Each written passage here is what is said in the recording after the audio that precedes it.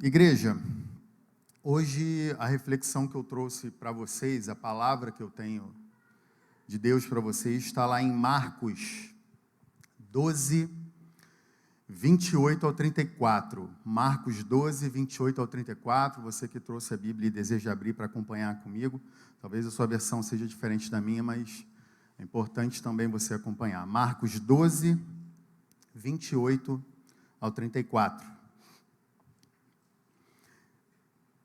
Diz assim: chegando um dos escribas, que ouviu a discussão entre eles e viu que Jesus tinha dado uma boa resposta, perguntou-lhe: qual é o principal dos mandamentos? Jesus respondeu: o principal é: escute, ó Israel, o Senhor nosso Deus é o único Senhor. Ame o Senhor seu Deus de todo o coração, de toda a sua alma, de todo o seu entendimento e com toda a sua força.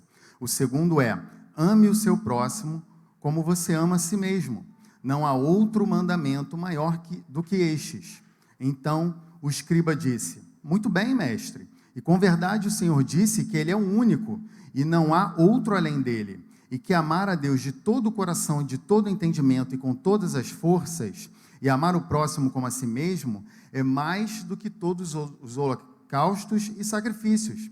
Vendo Jesus que o escriba havia respondido sabiamente, declarou-lhe: você não está longe do reino de Deus. E ninguém mais ousava fazer perguntas a Jesus.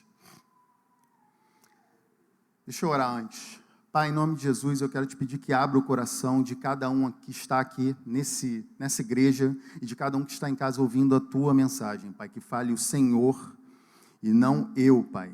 Que a tua palavra invada os corações e que o Espírito Santo faça a obra. Toda a honra e glória é tua, Pai. Em nome de Jesus. Amém. Deixa eu explicar para vocês aqui um pouco do contexto em que essa situação decorreu. Jesus, ele já havia feito a entrada triunfal em Jerusalém, aquele momento em que ele entra montado num jumentinho. Ele também já havia entrado no templo e derrubado tudo, virado as mesas, espantado os vendilhões do templo. Isso já tinha acontecido também. E esses dois fatores, a entrada triunfal e a entrada dele no templo, derrubando tudo, foram a gota d'água para os religiosos, para os chefes religiosos da época.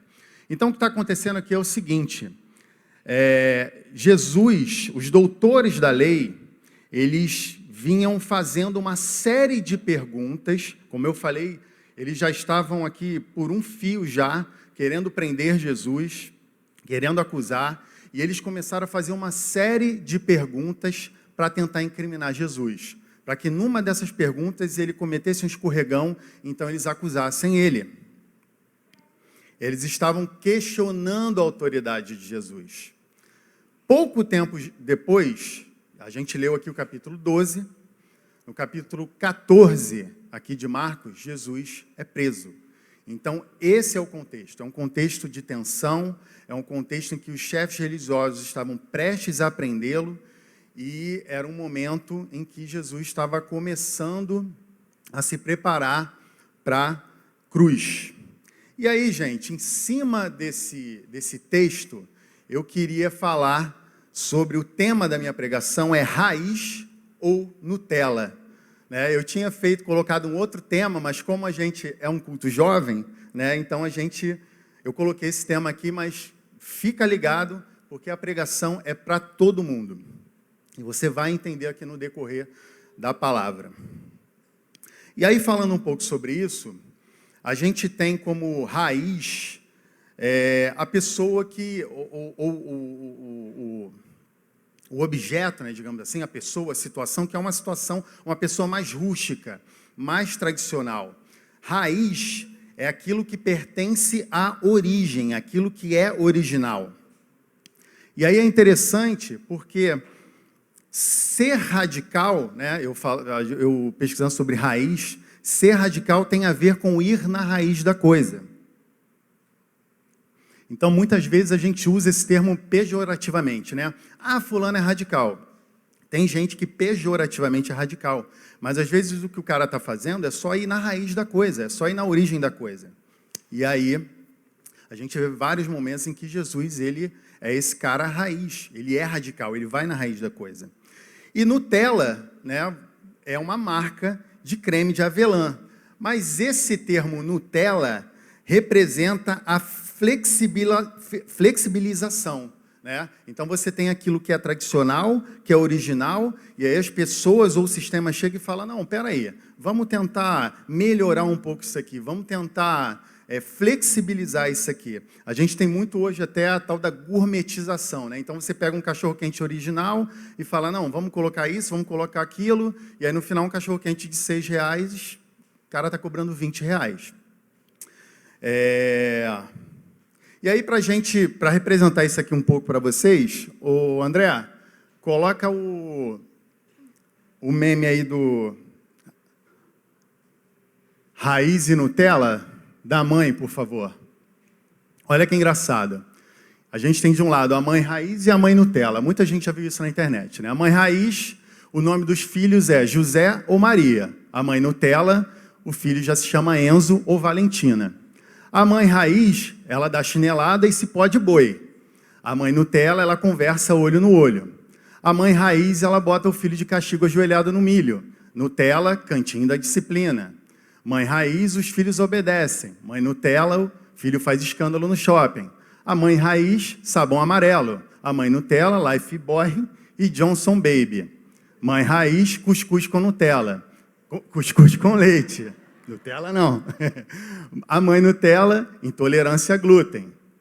Raiz, chá de boldo e capim santo. Mãe Nutella, tossiu, leva para a Unimed.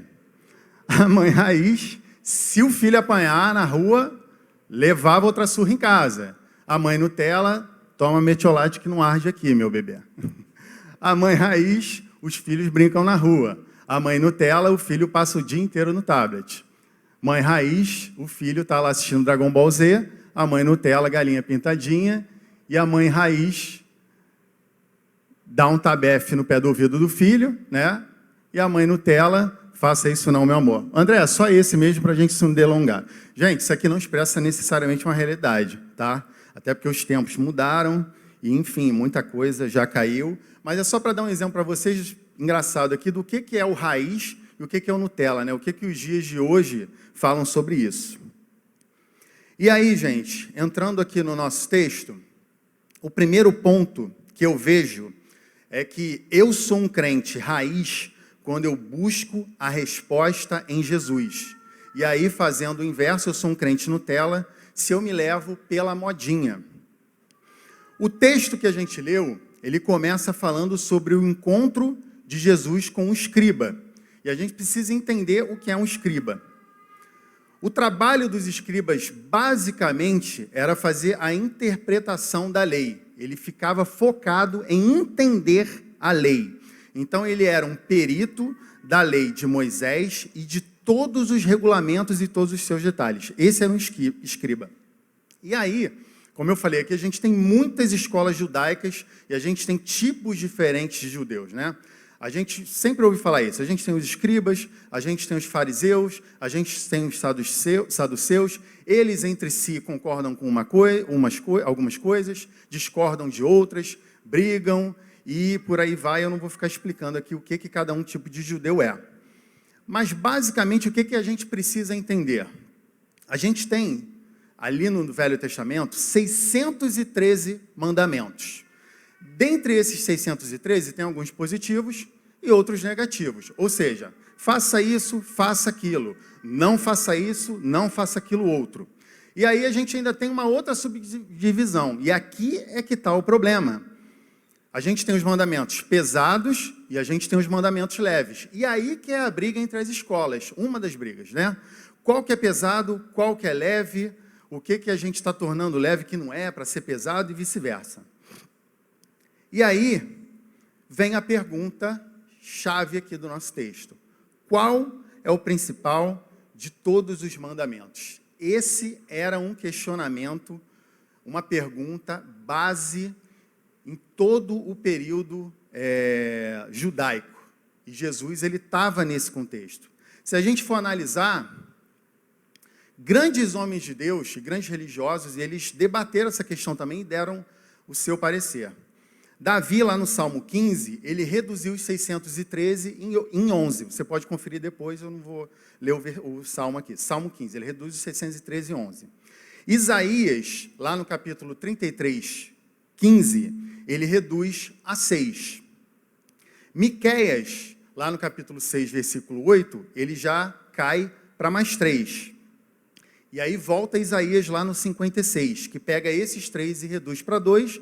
E por fim, a gente tem Abacuque no capítulo 2, versículo 4, que reduz todos esses em um só e que ficou muito famoso, que é: o justo viverá pela fé. Com certeza você já ouviu isso. O que eu estou querendo dizer aqui? Que homens que amavam a Deus, homens zelosos com a palavra, se debruçaram sobre essa situação, sobre essa pergunta. E aí, voltando para o contexto aqui da nossa passagem, o escriba, como eu falei, ele precisava fazer uma pergunta armadilha, ele precisava ali, como os outros, estar mal intencionado. Mas parece que não. Parece que ele vem com uma questão que é bastante latente e preocupante. Ele parece vir como um homem zeloso. Isso está lá no capítulo 28. Vamos reler. Chegando um dos escribas que ouviu a discussão entre eles e viu que Jesus tinha dado uma boa resposta, perguntou-lhe: qual é o principal de todos esses mandamentos? Então você percebe que está rolando uma discussão aqui, só que ele olha para Jesus. E ele faz a pergunta, como eu falei aqui, que é a pergunta da vida de todo homem zeloso. E o que eu percebo é que esse escriba, ele queria agradar a Deus. Ele não estava interessado em incriminar Jesus. Parece que ele, em meio a toda aquela confusão, ele para, foca em Jesus e fala: cara, eu vou fazer essa pergunta, eu preciso saber dessa resposta. E a dúvida desse escriba, ela era legítima. Ela pertence a um fiel, que eu diria que é devoto. Ela é mais uma preocupação do que uma dúvida. Então, como eu falei, ele não se influencia pela intenção das pessoas, pelo momento, pela briga. Ele não fica ali preocupado em ficar discutindo teologia, e ele foca em Jesus Cristo. E aí a pergunta que eu quero fazer para vocês, e foi a pergunta que eu me fiz quando eu li isso aqui: será que eu e você, a gente tem se preocupado em agradar a Deus em tudo que a gente faz? Percebe que a pergunta dele foi uma preocupação em agradar. Percebe que esses homens, eles estavam preocupados em entender o que era mais importante? E aí a outra pergunta que eu me fiz: onde é que nós temos buscado as nossas respostas? A gente está vivendo um período, um momento, em que muitas vozes se levantam. Você assiste um vídeo, eu não sei se você tem esse hábito, você assiste uma aula, por exemplo, no YouTube, e você vai lá nos comentários para ver a opinião das pessoas. Você vai lá para ver o que as pessoas estão falando, o que as pessoas acham, que se aquela opinião é certa, se não é, se tem algo a acrescentar. E, cara, isso gera uma confusão. Então, a gente vive um momento em que todos têm o seu lugar de fala. E eu não sei se você já parou para pensar. Cara, e aí? Que voz eu vou seguir? Quem que eu vou ouvir? Quem que eu olho? O que que eu faço? Para quem que eu pergunto? E aí fica esse papo de: eu acho isso, eu acho aquilo, fulano disse, fulano é especialista. Especialista de quê? Fez curso aonde? É muito complicado. O tempo que a gente vive é muito complicado. E aí, a gente tem que ter peito para olhar para Jesus e perguntar para ele: Jesus, e aí? Qual é o principal mandamento? Jesus, o que eu tenho que fazer? Sabe por que a gente tem que ter peito? Porque, cara, muitas vezes Jesus é duro naquilo que ele fala. Por quê? Muitas vezes o que ele fala não é o que a gente quer ouvir. Muitas vezes o que ele fala não é da maneira que a gente quer ouvir. A gente é preso a muita coisa, a gente é cheio de opinião. E a gente está pouco se lixando para a opinião de Jesus. Na prática, isso que eu estou falando é duro também, mas na prática, se você for analisar, E eu passei momentos por isso que eu falei, cara, eu nem procurei parar para orar antes de tomar essa decisão, eu não procurei ver na palavra o que a Bíblia fala sobre isso. Então, assim como esse escriba, a gente precisa calar as vozes, não ser influenciado pela multidão, olhar para Jesus e ter peito, coragem de perguntar para Jesus, trazendo aqui para a nossa realidade, Senhor, o que te agrada? O que o Senhor quer que eu faça? Qual é a realidade que o Senhor tem para a minha vida? O segundo ponto que eu vejo nesse texto é que eu sou um crente raiz, eu e você somos um crente raiz, quando obedecemos e amamos profundamente a Deus. E aí o inverso, o Nutella, ele vive para si e ele ama sentimentalmente. O que é amar sentimentalmente? O cara está aqui no louvor e levantando a mão, aleluia, amém. Gente, eu não estou dizendo que isso está errado não, tá? É isso, a gente precisa se entregar também no louvor. Entenda o que eu estou falando, eu só estou fazendo um paralelo aqui da entrega sentimental. Isso é importante. Só que eu preciso ter uma entrega mais profunda. E é isso que os versículos 29, 30 e 31 vão falar. Jesus respondeu, o principal é, escute, ó Israel, o Senhor nosso Deus é o único Senhor. Ame o Senhor seu Deus de todo o seu coração, de toda a sua alma, de todo o seu entendimento e com toda a sua força. O segundo é, ame o seu próximo como você ama a si mesmo. Não há outro mandamento maior que estes. Então você percebe aqui que Jesus, ele sintetiza a lei no amor. Ele não sintetiza em preceitos éticos ou em rituais, ele sintetiza em amor. E o amor a Deus e ao próximo é o perfeito resumo de toda a lei, segundo Jesus. E o que eu fui pesquisando aqui é que nenhum rabino até então, ele tinha feito isso, juntar esses dois mandamentos e entender que toda a lei se resume a tudo isso. E o que eu percebo aqui nesse texto é que Jesus era raiz. Sabe por que Jesus era raiz? E é sério isso que eu estou falando? Ele fala assim, ouve, ó Israel, Senhor nosso Deus é o único Senhor. Sabe o que é isso aqui? Isso aqui é a Shema, lá de Deuteronômio 6. Isso aqui indica a ortodoxia de Cristo, ou seja, o quanto Cristo ele se baseava em algo que era lá de Moisés, lá do Pentateuco, lá da Torá. E sabe o que é a Shema? A Shema é algo que é recitado por todo judeu piedoso, todos os dias, de manhã e à noite, desde Moisés até hoje. Eu conheço um judeu e ele recita a Shema todos os dias, de manhã à noite, e coloca as filhas para recitar a Shema. E esse nome Shema, ele significa escutar, ele no hebraico significa escutar. E olha outra coisa interessante, além de escutar, ele significa obedecer. Então entende que para o judeu, a palavra Shema é escutar, e escutar também é obedecer ao mesmo tempo. Escutar é obedecer. E o que acontece? Escute, ó Israel, ao Senhor. Ou seja, vamos pensar numa lógica aqui. Se quem fala é Deus, escute, ó Israel, ao Senhor. E eu sou povo de Deus, ou seja, eu sou Israel de Deus, quando ele fala, eu obedeço. Então, se é o Senhor, se eu sou povo, ele falou, cara, eu vou obedecer. Se não é o Senhor, eu não vou obedecer, ou se eu não sou povo, e aí complica bastante, né? Se eu não obedeci, eu não sou povo. E aí tem alguma coisa errada nessa equação. Então, nós como povo de Deus, como crentes raízes, quando ouvimos, obedecemos. Para a gente, não tem que ter distinção entre ouvir e obedecer. A gente ouve e obedece. Se é Deus falando, a gente obedece. E aí lembra que eu falei aqui da rodinha de opinião, né? Eu acho isso, eu acho aquilo. E houve algo muito interessante que, às vezes, a gente trata Deus ou Jesus como um cara que está ali na rodinha e todo mundo, eu acho isso, eu acho aquilo.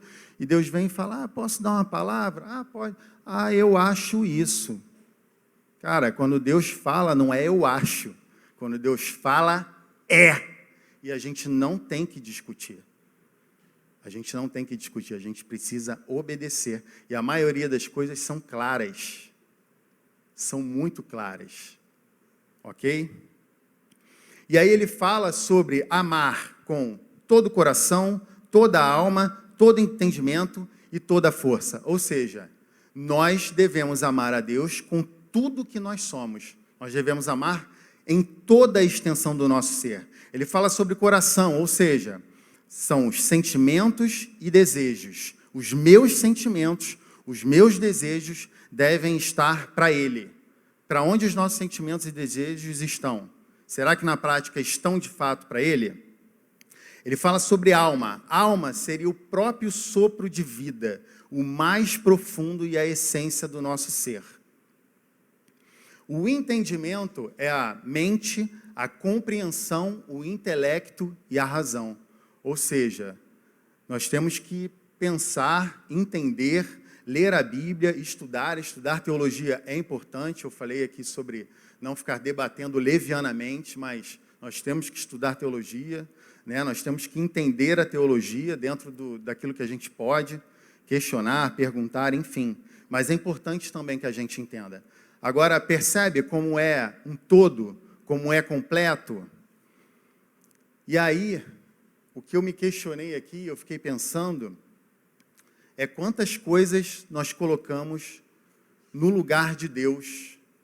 Quantas coisas nós temos amado dessa maneira, com todo o nosso coração, toda a nossa alma, todo o nosso entendimento e toda a nossa força. O que Jesus está falando aqui é que nós devemos amar radicalmente a Deus. E eu vejo que muitas vezes a gente ama radicalmente o futebol, o time, né?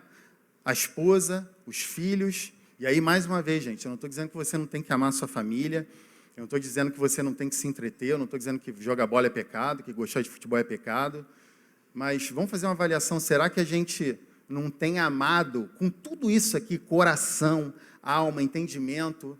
Eu vi um amigo uma vez, ele acordando de madrugada e acordando o filho dele para assistir o time, ensinando o hino, e isso, aquilo, e eu fiquei pensando, cara, se eu acordo minha filha de madrugada para ensinar um hinário do cantor cristão e para ler a palavra com ela, o que vão me chamar?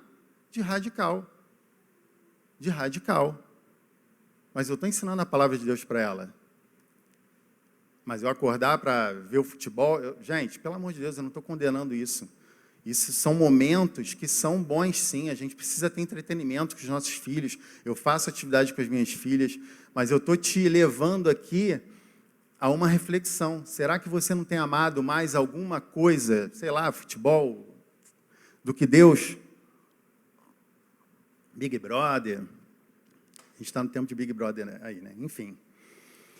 E eu tenho me pego muitos momentos, cara, tendo um tempo com Deus, e como eu tinha dificuldade com isso, né? E dentro do meu quarto, chorando. E às vezes, essa semana eu li Daniel 12 aqui, e Daniel orando, e aí o anjo aparece para Daniel, e Daniel, homem muito amado. E eu comecei a chorar, cara.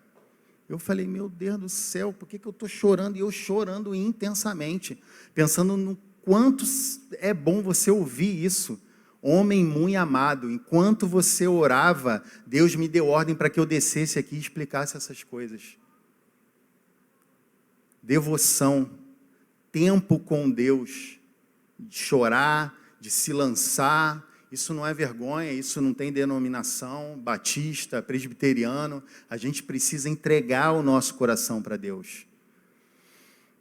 A gente precisa pensar nele. Quanto tempo do seu dia você tira para pensar em Deus?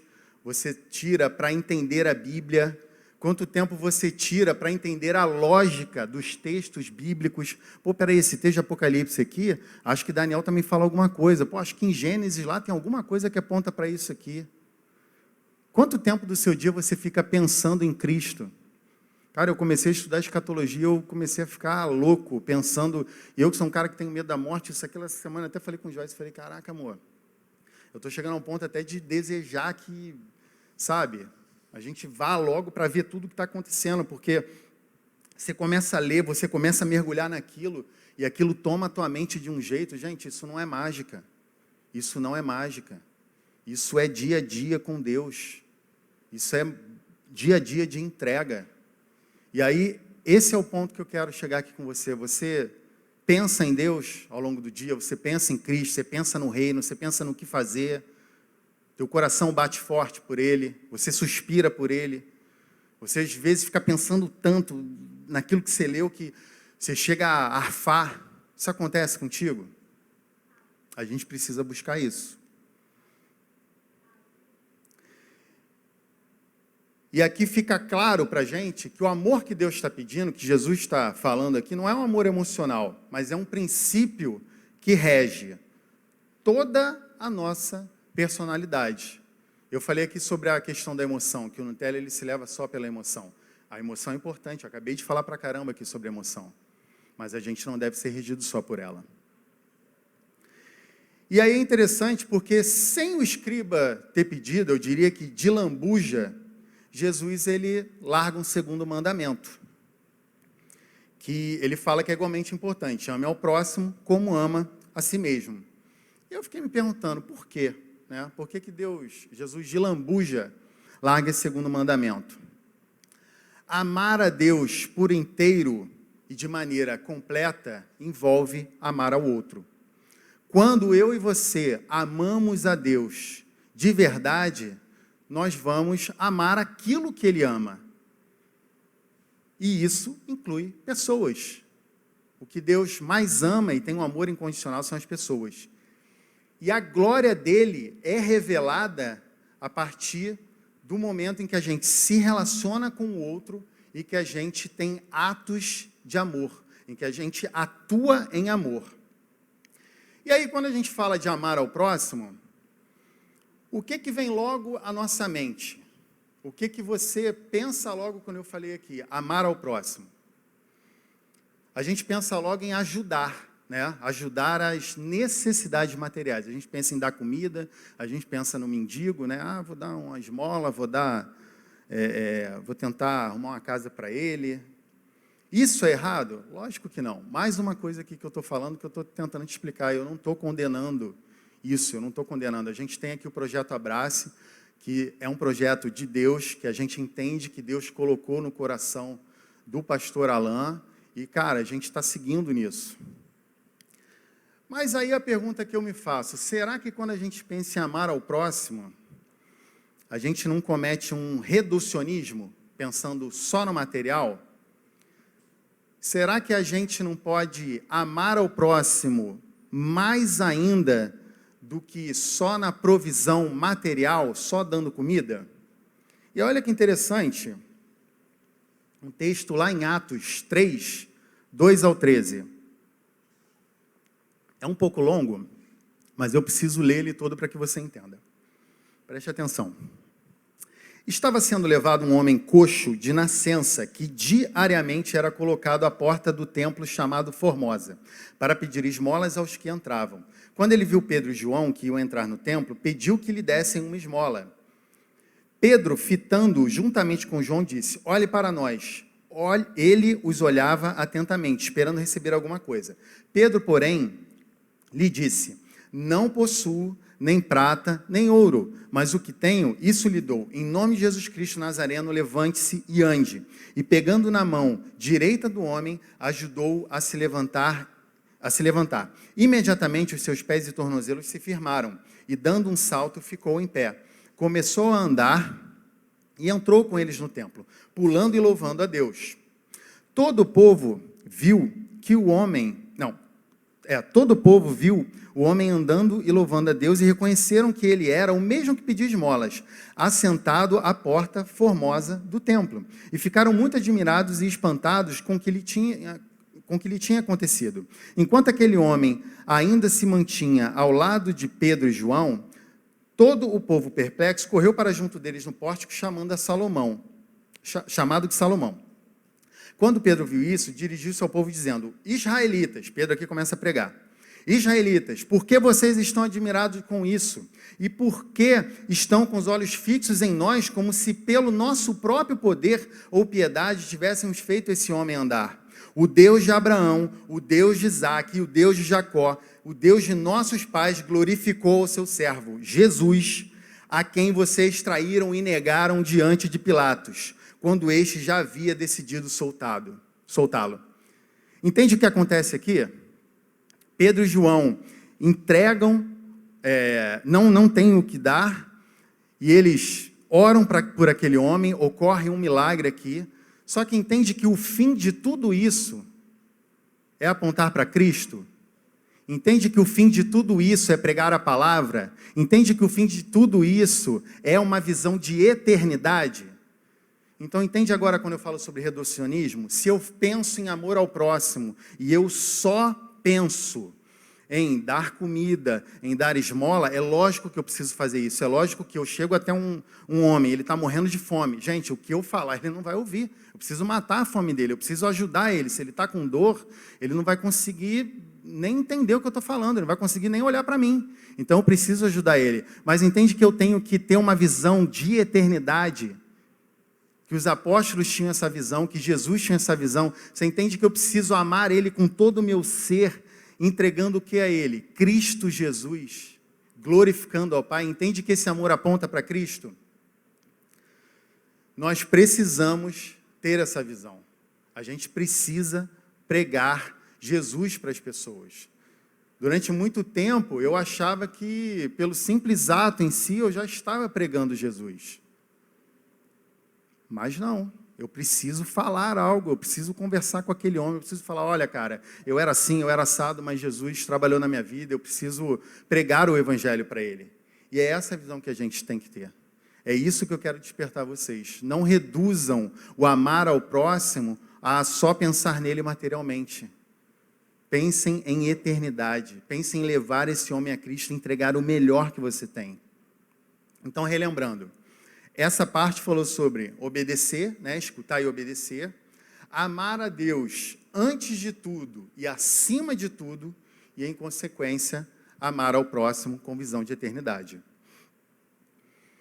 Por fim, eu sou um crente raiz quando eu sei que sou salvo por causa do amor incondicional de Deus.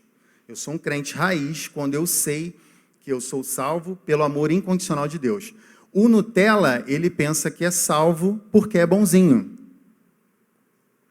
Então ele acha assim, cara, eu sou um cara bacana, eu sou um cara que eu peco, mas não muito, né?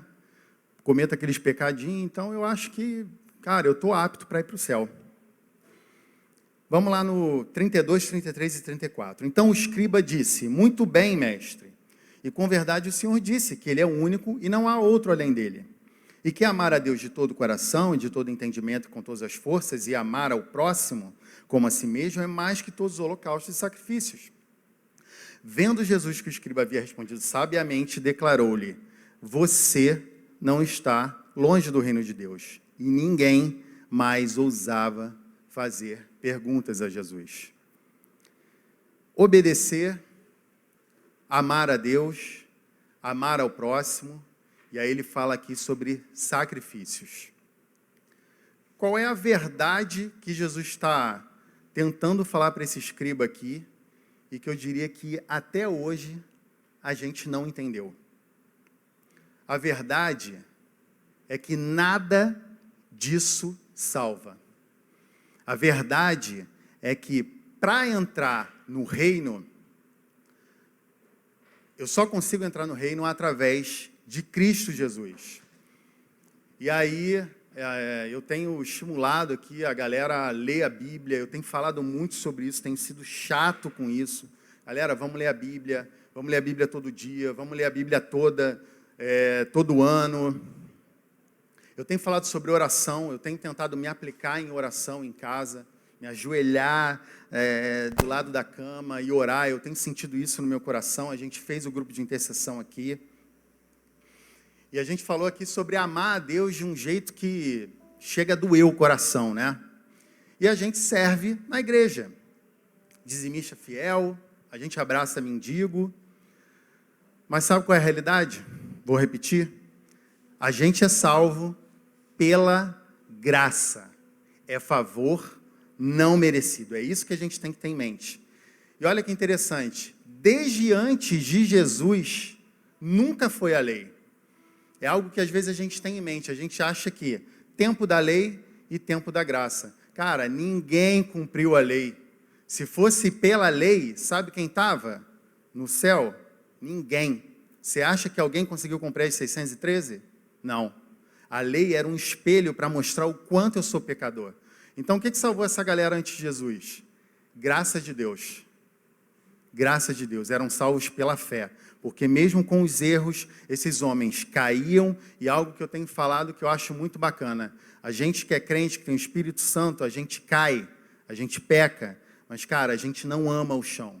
A gente não fica caído. A gente se levanta e fala, Senhor, me perdoa, eu errei, mas eu quero continuar caminhando. Eu não amo esse pecado e eu quero prosseguir. E é isso. Esses homens foram salvos pela graça. E eu falei sobre ser salvo em Cristo, deixa eu te explicar isso aqui. Deus, ele é justo, mas Deus, ele perdoou o pecado desses homens. Agora, como é que um homem justo poderia falar assim, não, Abraão é meu filho, eu vou passar o pano nisso aí, ele está cometendo esse erro aí, mas eu vou abrir a porta do céu para ele.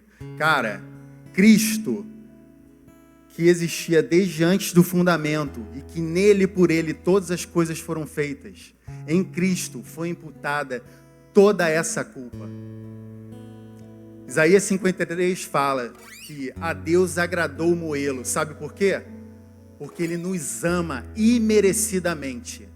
Abraão, Moisés, Davi foram perdoados porque a ira de Deus recai sobre Cristo. Ele é o Cordeiro, ele é o sacrifício perfeito que salva todos, desde antes da existência terrena dele até o fim dos tempos. Olha que coisa incrível. Quando eu me deparei com essa realidade, eu falei, cara, quem é Jesus? Quem é Cristo? Quem é esse homem? E qual o tamanho do amor de Deus? E a gente não merece nada. Olha o que Isaías 64, 6 e 7 diz. Todos nós somos como o imundo, e todas as nossas justiças são como trapo de imundícia. Todos nós murchamos como a folha, e as nossas iniquidades nos arrastam como um vento. E não há ninguém que invoque o nome de Deus, e que se disponha a se apegar a Ele, porque escondes de nós o teu rosto e nos consomes por causa das nossas iniquidades. Gente, a gente precisa compreender o que é o Evangelho. A gente precisa entender que o Evangelho é muito mais profundo do que a gente pensa.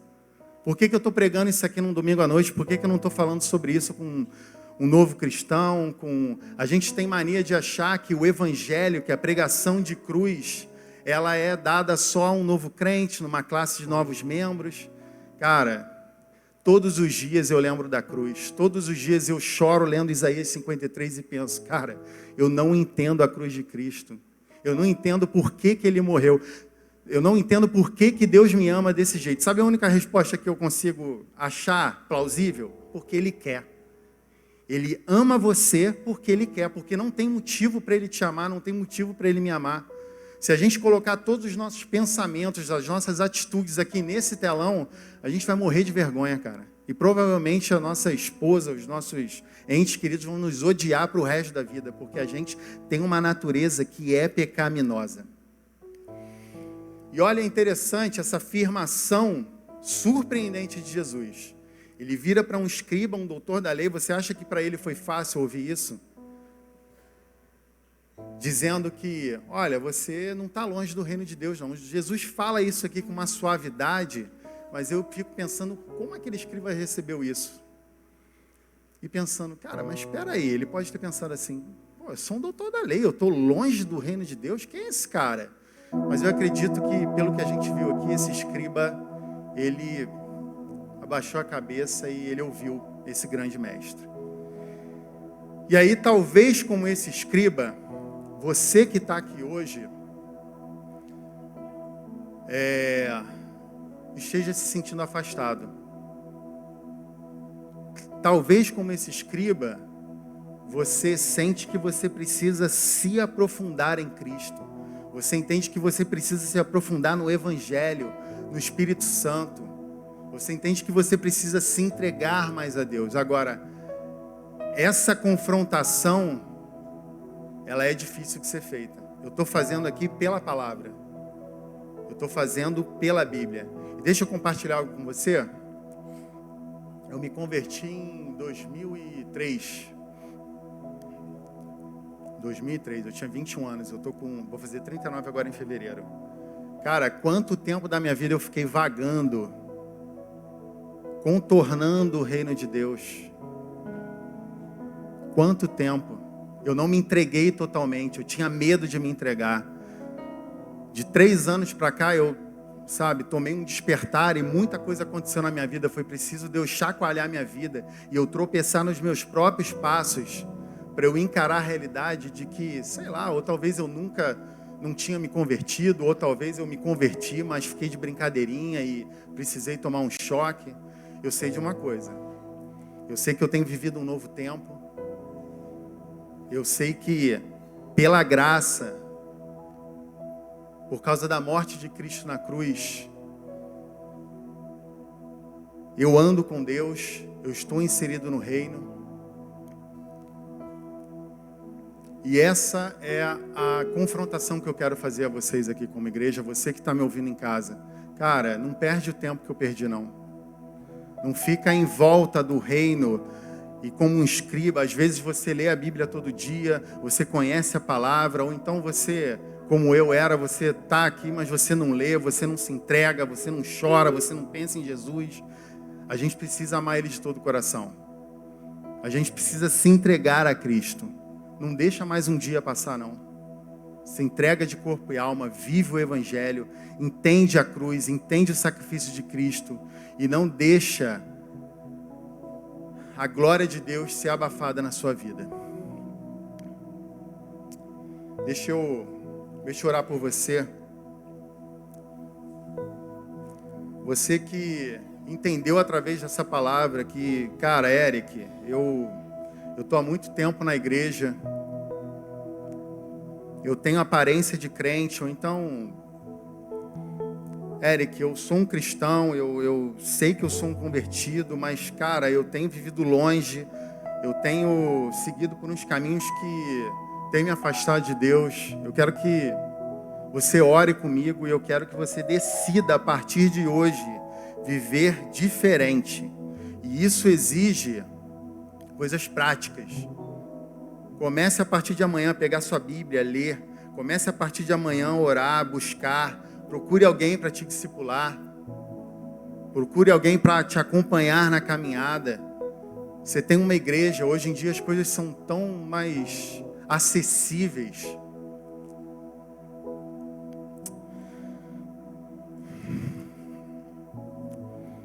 Pai, em nome de Jesus, eu quero te pedir, Senhor, que o Senhor venha poderosamente sobre essa igreja, o Senhor venha poderosamente sobre cada um que está me ouvindo em casa, que está me ouvindo aqui nesse tempo, Pai. Eu não estou aqui querendo afrontar ninguém, Pai. Eu estou na Tua palavra, falando sobre o Evangelho, Pai, porque eu vivi isso, Pai. Eu vivi um tempo afastado e eu vejo quanto tempo eu perdi, Senhor.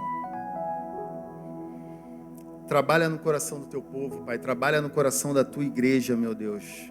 Lembra-se de nós, Senhor. Não nos deixe escapar das Tuas mãos, Pai. Reduz o nosso tempo de cativeiro, Senhor. Nos traz mais para perto de Ti, Senhor. Nos faz entender mais e mais a cruz. Nos faz chorar pelo Senhor, pensar no Senhor, meu Pai. Cuida da Tua igreja, meu Pai. Cuida de cada um de nós, Senhor. Incomoda cada um aqui a buscar mais, a mergulhar no Teu Espírito, Pai. A não ter medo do Senhor. Quanto tempo eu tive medo do Senhor, Pai. Quanto tempo eu tive medo de me entregar. Eu tive tempo de deixar de ser eu e... Enfim, meu Pai. Muito obrigado, Senhor. Muito obrigado porque essa igreja está aqui de portas abertas. Muito obrigado porque nós cuidamos dos desamparados. Muito obrigado porque nós... lembramos daquele que necessita, Pai. Nos desperta mais e mais, Senhor, para levar o Teu Evangelho e ter uma visão de eternidade, Pai. Em nome de Jesus. Amém.